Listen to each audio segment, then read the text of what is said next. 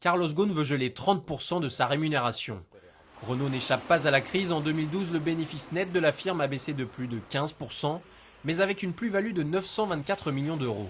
Le PDG de la marque aux losanges s'est donc présenté au technocentre de Guyancourt face à des salariés excédés. C'est une provocation pour les salariés de cette entreprise. 30% de salaire en moins, et on part pas en moins, c'est une partie de son salaire qui est gelée sur les 4 ans qui viennent. Si on retirait 30% aux salariés même du technocentre ou des usines, on ne pourrait plus vivre. Selon le quotidien Les Échos, cette somme avoisinerait les 430 000 euros, mais Carlos Ghosn resterait assuré de percevoir plus de 2 millions d'euros pour 2012. Le versement n'interviendrait qu'en 2016, à condition que l'accord de compétitivité soit validé par les syndicats et appliqué à la lettre. C'est un chantage, c'est même pas une pression, c'est un chantage. Si vous ne signez pas l'accord, je ferme des usines.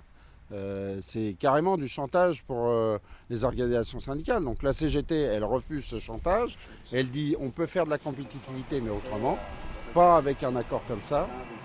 Environ 300 salariés, dont des ouvriers essonniens de l'Hardy, étaient réunis devant l'amphithéâtre où se tenait la réunion avec Carlos Ghosn. Suite à l'annonce de Carlos Ghosn, les syndicats ne comptent pas en rester là. D'ailleurs, l'ensemble des représentants CGT de la marque doit se réunir demain à Paris, vendredi 15 février, pour envisager d'éventuelles manifestations la semaine prochaine.